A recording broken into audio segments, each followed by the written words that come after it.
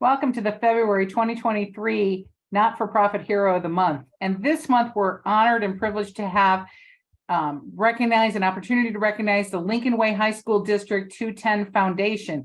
And we have Bob Kennedy with us. Hi, Bob. How are you today? Gwen, I couldn't be more honored than to be with you today. So thank you so much. Well, thank you. Can you tell everybody a little bit about what it is that the foundation does? Sure, it's my pleasure. You know, the Lincoln Way High School Foundation started in 1994, and we're a 501c3 non-for-profit educational organization. And simply put, we raise funds in that most public schools, high schools cannot go out and just raise money on their own. So we do it through this non-for-profit arm. And we give money back for two primary purposes. One for scholarships for graduating seniors, and the other simply for classroom enhancements, where we try to give these kids a bit of a competitive advantage when it comes to some of the extracurriculars they want through all the different disciplines at all three of the high schools. Can you give us some examples of what that might involve?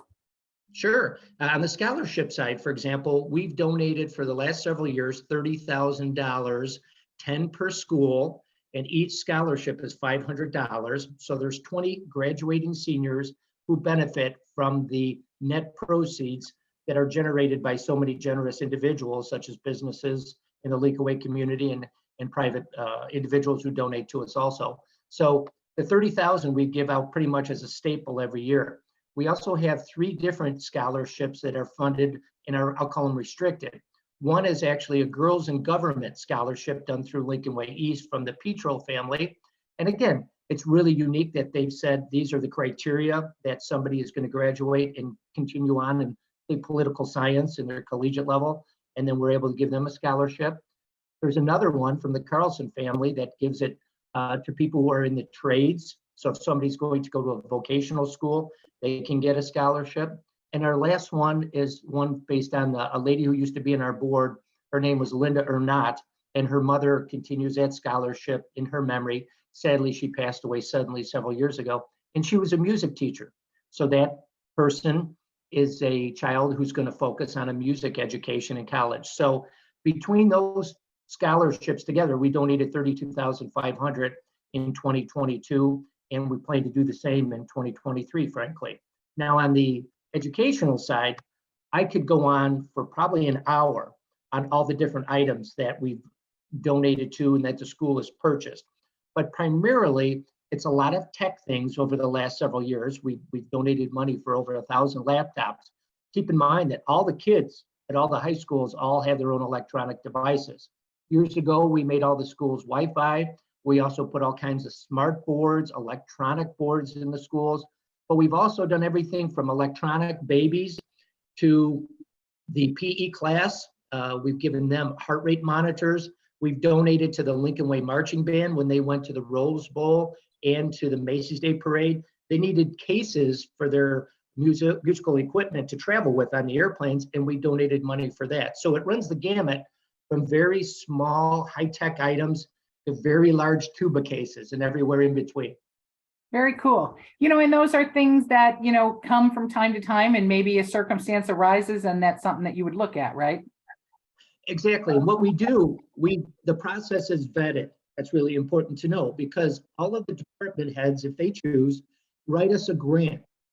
And the administration, and I have a committee out of my 20-person volunteers, we actually have a grants and scholarships committee. So the school develops a list of all of the items that the department heads would like to get. Then we go through that and find out how many of these items touch the most kids.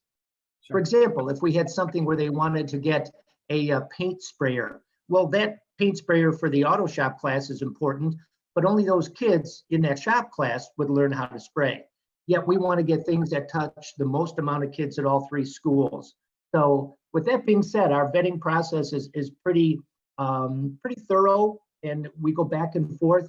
I'll give you a really neat example. One year, the transition program, which are kids that have some learning disabilities and continue all the way into their 20s, they had a request for a popcorn machine. And I said, you know, that's kind of a request that I don't know if that's up our sleeve there, that we want to fund that, because you could go to maybe Sam's or somewhere and buy that popcorn machine. And they said, oh, no, it's not just that. It teaches these kids in the transition program, number one, how to make the popcorn, how to clean the machine. And when they make popcorn, let's say in a certain day of the week, like Thursdays, they sell it to the students as well as say at the basketball games. And these kids are interacting with the other students and families, and they have to learn how to make change. Well, until I asked, I had no vision of how important a popcorn machine was to the high school. So we couldn't have funded it any faster. So things like that really make you feel pretty good that as long as these items are helping the most amount of kids at all three of the high schools, it's very rewarding for sure. Now, you mentioned a 20-person board, which seems like a lot, So tell us how those individuals got involved and what the call is for people within the community to get involved in your organization. Oh, you bet. Obviously, we've got the 3 high schools. We used to have 4, so we have 3. In each of those feeder districts, we try to have a minimum of 5 representatives. So basically 5 that are coming out of Manhattan, New Lenox, whose kids would go to West, 5 who come out of Mokina and New Lenox, whose kids would go to Central. And then you've got Frankfort, Tinley Park going to East. And then we have it built into our bylaws that we have 2 at-large positions, meaning it doesn't matter where the person resides, he or she can join us if they accept our mission, et cetera. So at times there's an ebb and flow. We might have 8 from Central, 4 from East, and therefore we go out and try to find someone from East. And it's a teeter-totter effect. So we've been really blessed that, say, let's assume you were on our board, Glenn, and you used your circle of influence and said, hey, I've got a friend who believes in having these kids have a quality high school education. Boom, we'll vet that person. They fill out a form. And then depending upon where they live, we'll see if we're in need of them in that spot. And they get voted on and seated, and away we go. And we actually have a couple of volunteers who are looking to join us in 2023. So hopefully we get the number up to 22. And in my career, I've been the executive director for 5 years, but I used to be on the board for 13 years. Way back when, we had 24 to 25 volunteers. And it's wonderful because more hands make less work. And when you have those circles of influence, it really does help generate funds, because really that's what we are. We're a fundraising entity. So the more people you can have outreach to, the more people that accept your mission, and frankly, the more positive the message is at Lincoln Way, it really becomes a pretty easy sell, in essence, to ask people to support us, assuming they believe that a quality education in the high school level is vital for a child's growth. Sure. Now, if you're not able to volunteer to be on the board or to be in part of the organization, I mean, I'm assuming that there's events that you could just volunteer for one item, or you could support in some other way. Yeah, you couldn't have said it any better. There sure is. And ironically, we have, call it like a baseball analogy, we have a farm system of volunteers. So if somebody really isn't sure after we meet with them, if they can do the time commitment, which is basically 1 meeting a month, but when we have these campaigns, like we just had our dinner gala, we tell them maybe you'd want to volunteer and come to some of these things, only because you don't want to burn out your volunteers, nor do you want somebody to sign up thinking that it's not going to be a lot of work, when actually at times, and it just ebbs and flows, you might have to make some phone calls, you might have to follow up and pick up some donations. And like you said, we need you to volunteer and show up at one of the events. And I had a lady who just this past last week is not on our board. I met her through the Frankfurt Chamber, and she said, gee, I could come and volunteer. And I said, oh, no problem. And I can get you some information on the board. She said, no, I just would like to come volunteer at an event. So she came, she put in about 1 hour and 15 minutes at our dinner gala, and her husband had something to do. And she was at our check-in, and it turned out to be just a wonderful addition to our volunteer group for sure. And hopefully we'll continue to have her attend our different events. But you're absolutely right. Anybody can reach out to me at the foundation, and I know the phone number and the website, we'll get to that, but I'd be glad to let them know they can volunteer for as little as a half hour or an hour, all the way up to joining us on a board level. We'd be happy to accept them. Very cool. Now, you just had your big event, right? Tell us a little bit about that. Oh yeah, our annual dinner gala is so much fun because and trends change, times change. Not everybody likes to put on a fancy dress or a black tie tuxedo, because our event is a black tie optional event. But those that do really love to come out to the Odyssey, and we've had it there for many, many years. And we call it the Love of Lincoln Way Dinner Gala and Auctions. And the Love of Lincoln Way because we always have it within that same week as Valentine's Day. So this past week, I had my red sport coat on promoting Valentine's Day.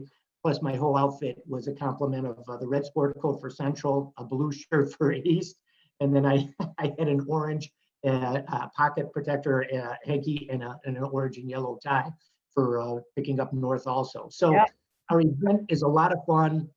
It goes from say 6 p.m. till 11:30 p.m. It'll be this coming year. We've already reserved the date coming up. It'll be February 10th of 24. So 2/10 of 24 will be our gala at the Odyssey. And the neat thing about that event is it's implied, if people aren't aware, that you come, have a really nice 5-course dinner, butler served appetizers, open bar for refreshments, and we have some really neat sponsors like Nothing But Cake provides all the desserts and butlets for everybody. But we have over 100 silent auction items.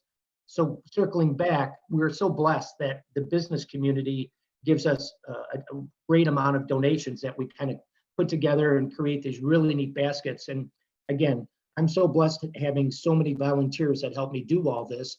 I can't wrap a basket to save my life. If you did, you'd be like, what happened there? Who kicked this down the street for an hour? But our gala has tons of great silent auction items. And we also had, this past year, we had 6 great live auction items. Everything from dinner at Dancing Marlin and passes to CD and Me to the triple play concerts in New Lenox. We had a set of those.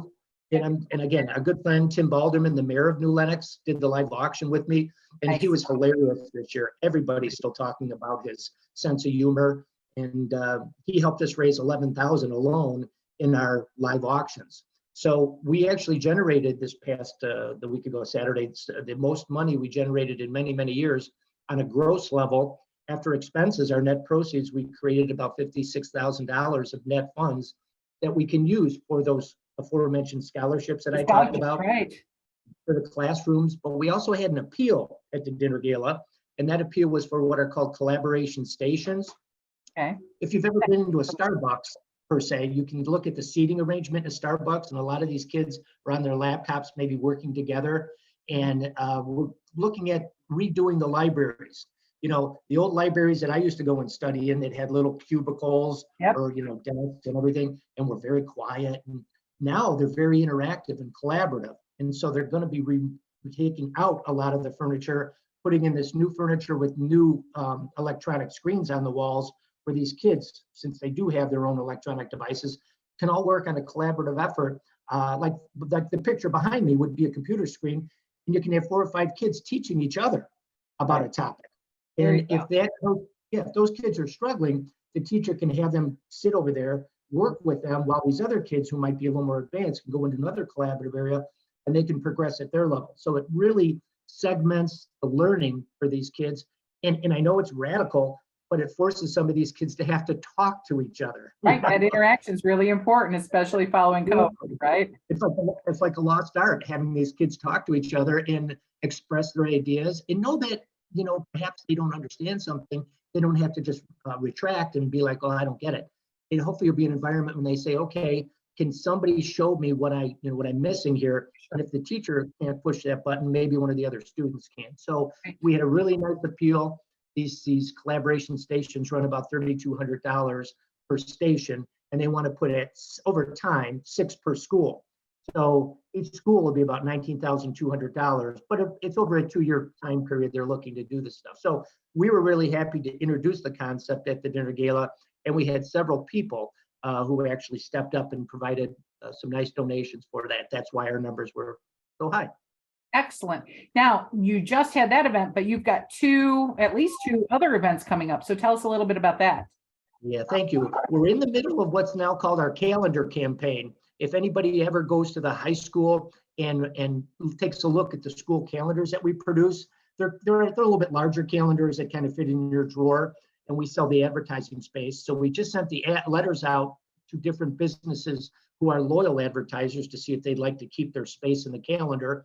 Once we get their response, then we shoot out another mailing to see if others would like to join in and participate. And we sold over 1,700 calendars in 2022, 2023. It was very successful. So we're hoping it is again. But that event is ongoing for the next several months. The one big event that's coming up is our half marathon 10K for the public. And that takes place at Brighter Green in downtown Frankfurt. And that's going to be on May 20th of 23. And anybody who would like to run a 10K or a half marathon, we'd love them to have them sign up for something like that. And we are looking for some businesses to sponsor that event. It starts about 7 a.m. in the morning, and we're probably out of there by 11 a.m. And I wouldn't say it's for the super serious runner, but at the same time, some people feel it's a little easier to do a 5K. Ours are for people who want to run a little farther, like a 10 or even a half marathon. So we get the serious runners, and it's a chip time race. So everybody's bib has a little electronic thing. So people are really particular about their times. And we're going to do a better job marking the course this year. So we're calling it our new and improved Love of Lincoln Way Half Marathon 10K race. Yeah. Well, very fun. So, you've got all these events, you've got things going on. So somebody's listening today and they're saying, wow, I really kind of want to get involved with this. My kids are in this school. Maybe I can, help. Or maybe I'm just someone who didn't have kids and I want to give back, or I'm a grandparent and I know that this is important. How can they reach out to you, and what should be their first step to learn more about what it is that you do? Sure. 2 steps, 2-pronged approach. One is just call me. I mean, I know it sounds old fashioned at 815-462-2976. I actually pick up the phone. I actually talk to people. It gives me great pleasure in doing so. That's so novel. I'm sorry? I said that's so novel in this society. Really good. Our website is, and we're really proud of the website. We revamped it in 2022. We actually went out and hired a company to help us, and they gave us a wonderful break on the cost of doing it. So I'm proud of our website. So all of our campaigns, such as what I mentioned about the half marathon, and our Summerfest is coming up on July 14th, but that's out in the future, and that's at CD and Me. We have 3 bands, and people can come out there and make a nice donation, such as the ticket price. That's really your donation. And it includes food. I just invite everybody to come out to that. But that, plus the half marathon, our gala, everything is in our website. And if you don't mind, I'll plug that. That's www.lw210foundation.org. So that has all our events. And then we have links. We used to send people to our half marathon site and our Summerfest site, the gala site. No, we figured it out. Send everybody to our main site.